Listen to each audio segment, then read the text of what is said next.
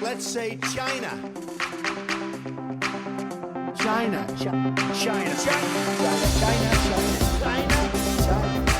There are next door neighbors, and you can actually see Russia from land here in Alaska. You go over to China.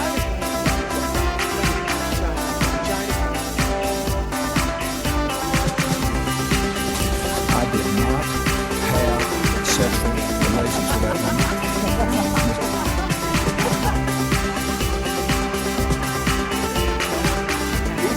Trump's statement, tweeting out insults to Angela Merkel. What's he doing? Ladies and gentlemen, please welcome your host. Hello. It is me, James Andrews, and you are listening to So This Happened, where everything you hear is the truth. Or at least, the truth as I see it. It is Monday, the 24th of April, 2017. It was a crazy weekend, and we're going to jump right in at that end there, in Paris, where the elections were held, and two people have emerged as the leaders, who will go on to a May 7th final presidential election. Those two people are Emmanuel Macron, who is famous for marrying his high school sweetheart, even though his sweetheart was in fact his teacher, and our good friend and all-around racist Marine Le Pen, who is the leader of the National Front, or at least, should I say, she was the leader of the National Front until just a few moments ago. Marine went on French television and announced that she is no longer the leader of the National Front and that she is going to just run this as a presidential candidate. And here is what Marine said. Notre souveraineté est donc de se libérer des règles antidémocratiques de l'Union européenne. Je nous donne pour cela 6 mois de négociations, au terme desquels c'est vous qui déciderez par référendum. Mais il n'est pas question de ne rien faire pendant cette période. Dans les 2 premiers mois de mon mandat, je prendrai tout de suite 10 mesures concrètes d'effet immédiat sur votre quotidien pour revivifier la démocratie et répondre à l'urgence économique, sociale, And there was Marine explaining her decision. Now, you may have noticed that I played that in French, the way she actually said it. And there's a very, very good reason for that. I was listening today to my friend Mike Gallagher. Now, if you don't know who Mike Gallagher is, he's a very conservative radio talk show host, and my masochism knows no boundaries because we've already talked about the fact that I listen to a lot of conservative talk show hosts during the day. Mike Gallagher, absolutely one of my favourite. He gets really upset about really silly things, and this is one I think he got really upset about for no particularly good reason. Today, for a very long time, Mike talked about how the New York Times, the failing New York Times, and the Associated Press ran a story about the terrorist in France who shot the policeman. And Mike was very upset by the fact that these articles, when mentioning what the terrorist had said when he committed the act, they wrote, in quotations, "God is great." Okay, that is the translation of Allahu Akbar, which is what he actually said. Mike was very, very upset by the fact that the New York Times and the Associated Press translated it for us.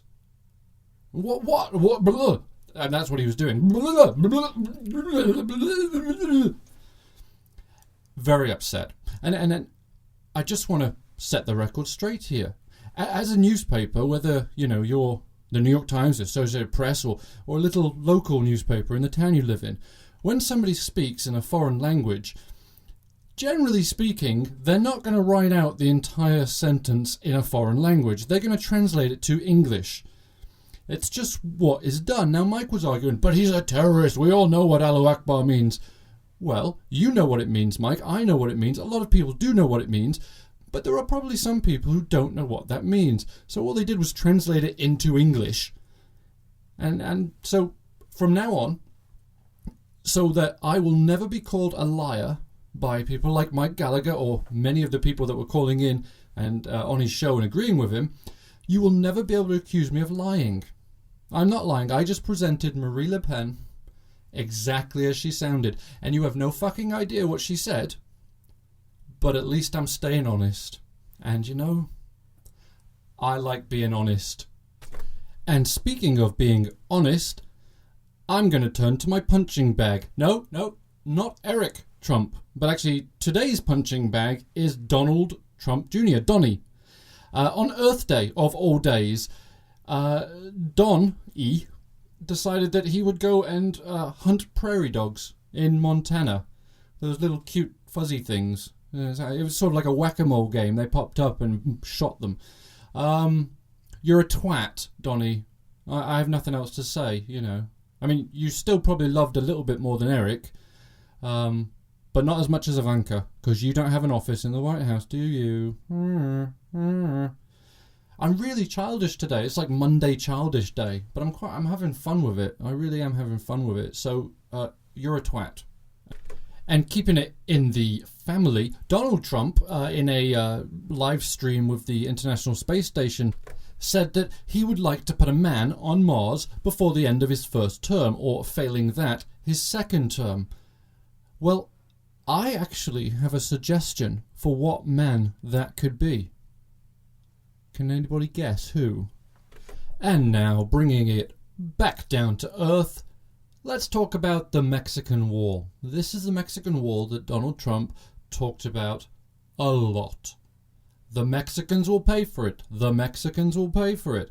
Well, now it looks like the government may in fact shut down this week if Congress will not fund building the wall that Mexico were going to pay for. Now, in his press briefing, Sean Spicer tried to answer this question, and I'm going to play a little segment of it here. This is CNN's Jim Acosta talking to Sean about the wall.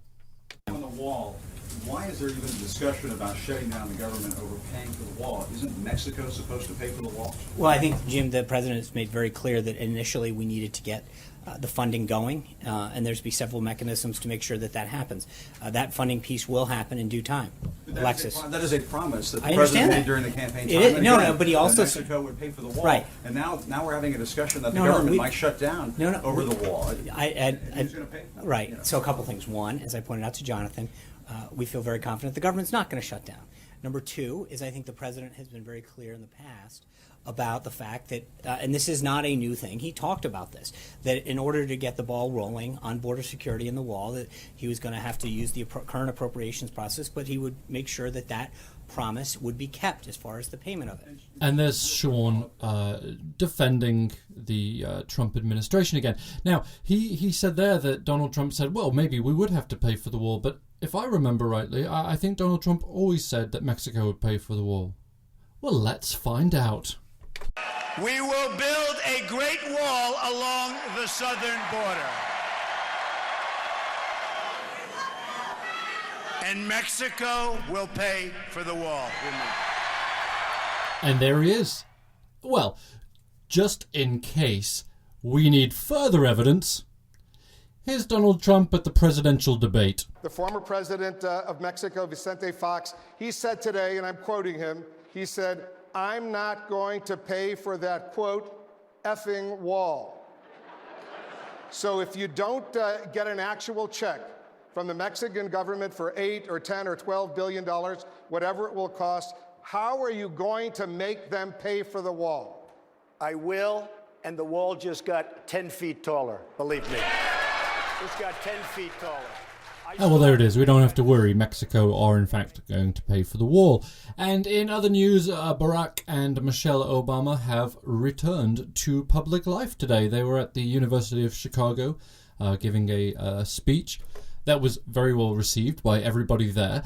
Twitter is full of people saying, wow, it's great to have POTUS back. It was lovely to see a man who cares about the people, and so on and so forth. He certainly is a president that has been very missed. And for this next story, we're going to stay in Washington, D.C. And, well, we might come back to that because, as you can hear, Trump Vader is in the studio. live and in person. How are you, sir? He's looking good. You had a great weekend, yeah? Oh, he's doing his little golf swing. You played some golf, didn't you, down there in Florida? How was the weather? It's hot in that, isn't it, though? Hot in all that get-up down there. He's shrugging. He doesn't care. You've come to read your tweet, I assume. Yes. Okay, it's going to be a good one. So, Trump Vader, the microphone is all yours, sir. The wall is a very important tool in stopping drugs from pouring into our country and poisoning our youth and many others. If the wall is not built, which it will be, the drug situation will never be fixed the way it should be. Okay, so that's it. Well, we've done the wall already. I mean, you weren't here, but we've talked about the wall. The one the Mexicans are going to pay. Why are you shrugging? Why did you shrug when I said the Mexicans are going to pay for the wall, and you sort of went, oh yeah, maybe. Yeah. Okay. Well, listen. Let's give Trump Vader his round of applause, and he can go do whatever he needs to do. So, ladies and gentlemen, Trump Vader.